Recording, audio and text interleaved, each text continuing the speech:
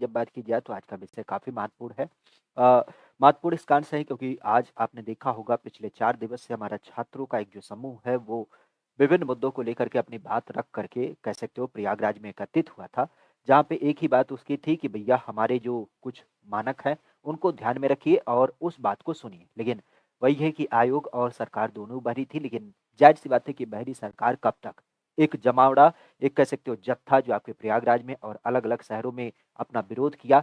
खास करके छात्रों की जब बात की जाए तो एक कहावत नहीं होती है कि जिस ओर ज़माना चलता है उस ओर ज़मानी चलती है। तो बेसिक आप कह सकते हो कि अब आपके आयोग के द्वारा ये निर्णय ले लिया गया है कि आपके पीसीएस परीक्षा को जो आयोजित किया जाना है या फिर आरओ-यारो की परीक्षा आयोजित की जानी है, उसके पैटर्न को हम यहाँ पे क्या करते हैं, व्यवस्थित करते हैं। आप यहाँ पे देख सकते हैं 14 तारीख की ये 2 नोटिफ़िकेशन यहाँ पे जारी की गई हैं और दोनों नोटिफ़िकेशन की जब बात की जाए तो पहला नोटिफ़िकेशन क्या है?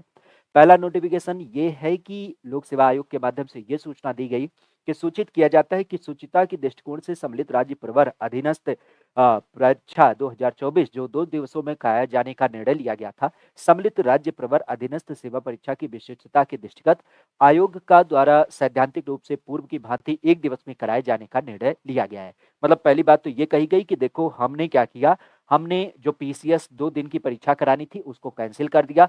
अब इसको हम 1 दिन में करने का बात करें। तो पहली बात तो ये हमारी जीत हो गई कि आपकी परीक्षा जो होगी, वह क्या होगी? वह 2 दिन की जगह पर 1 दिन में आयोजित की जाएगी, जिसका मानक हम विद्यार्थियों के द्वारा माँगा भी जा रहा था, क्योंकि मानकीकरण वगैरह का जो प्रोसेस था, वो बिल्कुल निम्न स्तर का था। बहरहाल दूसरी अगर देखी जाए तो दूसरी सूचना थी कि सहायक समीक्षा अधिकारी और समीक्षा अधिकारी परीक्षा की जब बात की जाए जिसमें 10,76,000 अभ्यर्थी हैं, चयन प्रक्रिया पारदर्शिता, गुणवत्ता, स्वच्छतापूर्ण ढंग से संपन्न कराए के उद्देश्य से हम इसमें अनुसंधान विश्लेषण कराने के लिए आयोग की एक समिति गठित कर रहे हैं, जो विभिन्न पहलुओं पर विचार करके अतिशीघ्र अपनी विस्तृत रिपोर्ट यहाँ पे प्रस्तुत करेगी।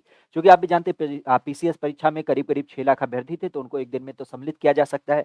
लेकिन इसमें जो अभ्यर्थियों की संख्या है 10,76,000 है। इवन इसमें परीक्षा पैटर्न में भी जो परिवर्तन किया गया था, आप भी जानते हैं जीएस और हिंदी को कंबाइन किया गया था। तो इस नाते इसकी समिति बनाई गई है कि इसका हम दूसरा विकल्प क्या दे सकते हैं। ओवरऑल अंतोगत्वा हम एक ही बात कहेंगे कि आपके आयोग के द्वारा देर सही, दुरुस्त सही कह सकते हो कि आपके हित के लिए 2 निर्णय यहाँ पे लिए गए कि आपका जो आरओ-यारो का परीक्षा है या फिर पीसीएस की परीक्षा, उन दोनों के सापेक्ष में पहली बात तो यहाँ पे समिति गठित की गई। पीसीएस परीक्षा 1 दिन में कराई जाएगी। अब देखते हैं इन्होंने ये बात तो कह दी, इसका मतलब एक बात तय हो गया कि आपकी परीक्षा रद्द की जा चुकी है। लेकिन रद्द करने के विषय में इन्होंने अभी कोई ऑफ़िशियल नोटिफ़िकेशन नहीं जारी किया है, तो इस नाते थोड़ी-सी अपनी पढ़ाई-लिखाई पे धार रखिएगा। ऐसा मत कहिएगा किताब-कॉपी कहीं अलमारी में बंद करके रख दें। क्यों? क्योंकि हो सकता है ये कह दें कि हम 7 तारीख को ही 1 दिन में करा लेंगे। भाई इनका पेपर वगैरह तो तैयार ही है, उन्हें करना ही क्या है? सेंटर ही तो अलॉट करने हैं। तो इस दशा में अपनी तैयारी को ढीला मत करिएगा। रही बात अगर ऑफ़िशियल ये नोटिफ़िकेशन देते हैं कि ये हमने परीक्षा अभी के लिए तात्कालिक प्रभाव से रद्द कर दिया है, आगामी कोई नई तिथि सुनिश्चित करेंगे, तो वो अलग बात होगी। अभी इन्होंने तिथि के बारे में कोई ऐसी सूचना हमें नहीं दी है। यहाँ पे जो इन्होंने सूचना दी है वो केवल ये दिया है कि आपकी पीसीएस परीक्षा को हम जो 2 दिन में कराने वाले थे, वह अब क्या करेंगे 1 दिन में कराएँगे। यह मुख्य बात इन्होंने बताई है और आरओ-यारो परीक्षा के लिए उन्होंने कहा है कि देखो हम इसकी क्या कर रहे हैं, एक समिति गठित कर रहे हैं, ठीक है? तो बाकी कोई सूचना होगी, बाकी कोई यहाँ पे जानकारी होगी तो उसे भी आपके साथ साझा किया जाएगा।